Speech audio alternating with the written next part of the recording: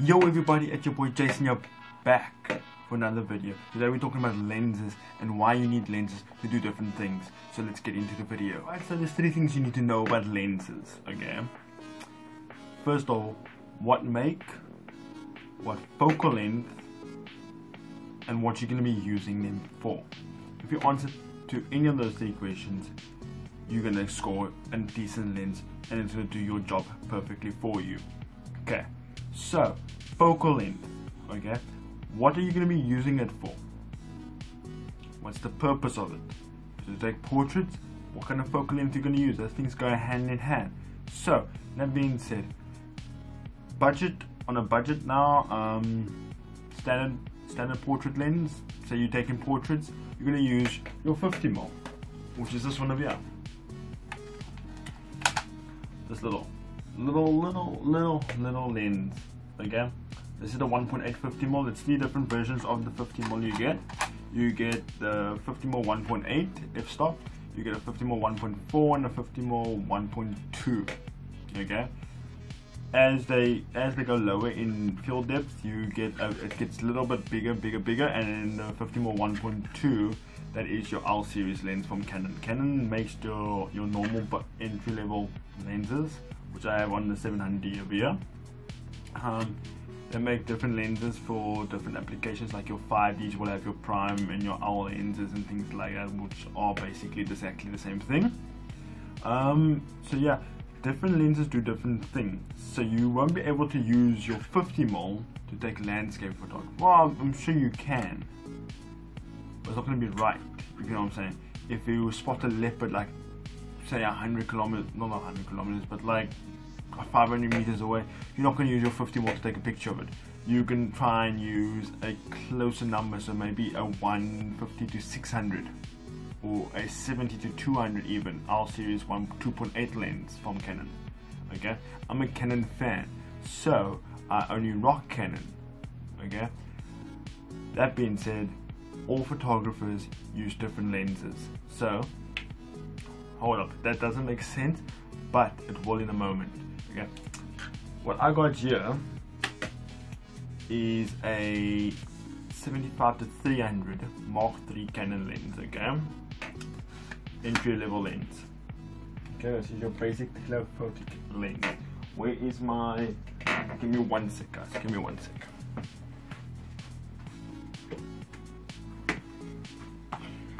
Okay, so this is exactly the same lens. This is Sigma.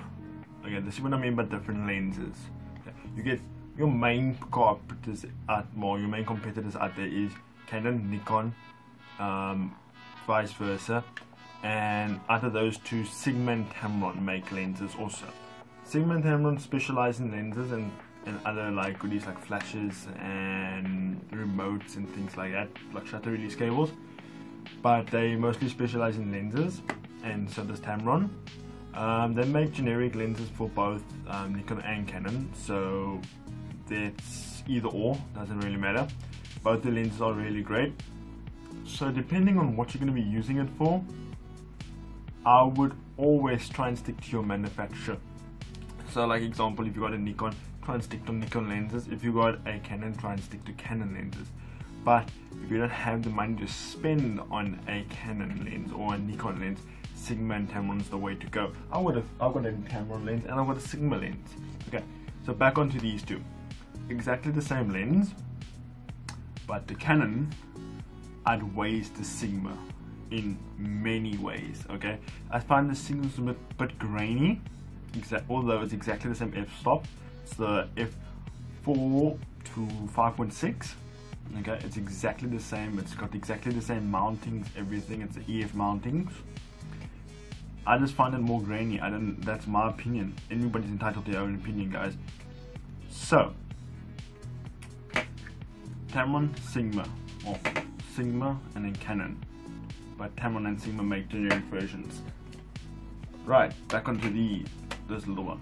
This is Canon gives these lenses away basically with every camera that they sell. Okay, you really don't. These are so inexpensive, it's unbelievable. This is your 18 to 55 mm. This is your 3.5 to 5.6 Mark III Canon lens. Okay, also EF mount.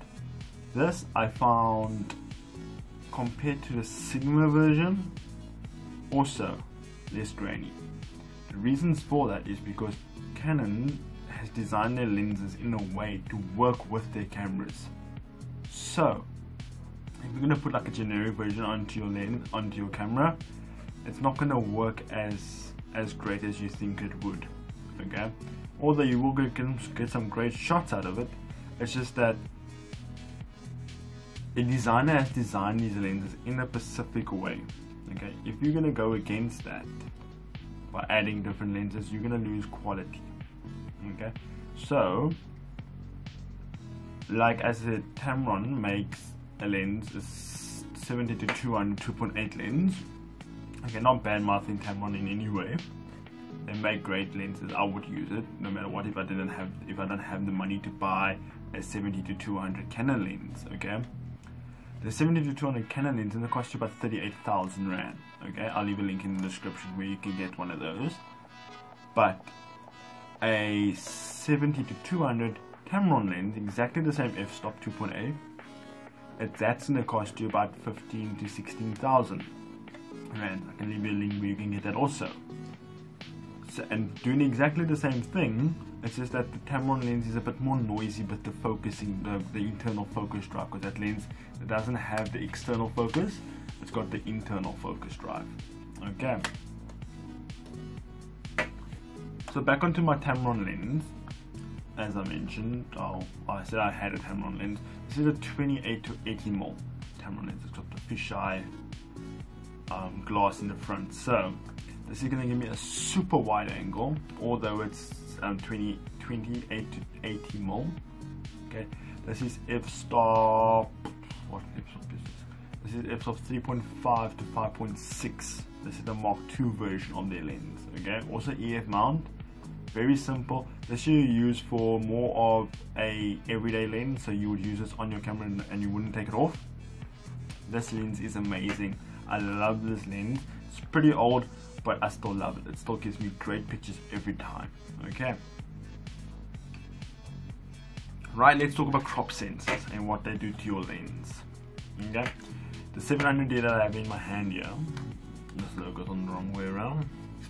It's got a 15mm on it at the moment, 1.8. What crop sensors do, okay? They take your focal length and then multiply it. Because what a crop sensor does, it crops off the edges of your picture. With a full frame, you don't get that cropped edges. That's completely what the lens will come. What comes through the lens is what the camera picks up.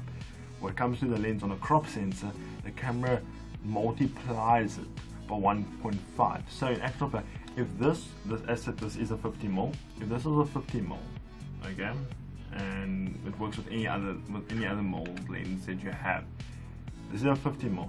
If I take a picture with this now, it's basically, this lens is basically acting like a 75mm. Okay, the reason for that is because I told you at times 1.5. Okay, that's what crop sensors do. It blows up the image to fill the picture. Okay, so think about that before buying a lens. If your camera is cropped or if it's a full frame. Full frame is always going to be the best, like your 5Ds, your that's a 5D Canon, your not just the 70 is also a full frame. Your 1DXs is your most professional Canon at the moment, DSLR, and then you get your Nikons or your Nikons, wherever you are. It's your Nikons D610s, D810s and things like that. Your higher end range, that's your full frame sensors, but that's going to cost you a hell of a lot of money.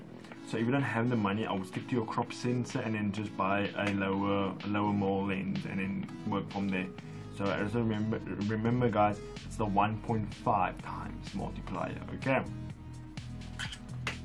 so guys, that basically wraps up my little rant and rave about lenses, and let me teach you guys about something about lenses. Yeah, so think about the things that I mentioned here, what you're going to be using it for, what applications are you going to be taking with the pictures. Remember, you can all, in Photoshop and everything, you can do like lens corrections and things like that, so you can set your f-stop and everything in Photoshop and things like that, so with your lens corrections. And also, how much money do you have to spend on a lens? Okay, and you're gonna need like a lens is gonna do everything for you. Like a good lens at the moment is a 18 to 135 mm Canon lens. It's a great lens. It's the f-stop 3.5 to 5.6. Great for wides and landscapes and portraits in this case. Okay, always think about what you're going to be using the lens for and how you're going to be using it, guys. But anyway, guys, thanks for watching my video. I hope you guys found this a bit entertaining or actually educational. Please leave a like, drop a comment and consider hitting the subscribe button, because I love to hear from you guys. And peace out, and I'll see you guys in the next one.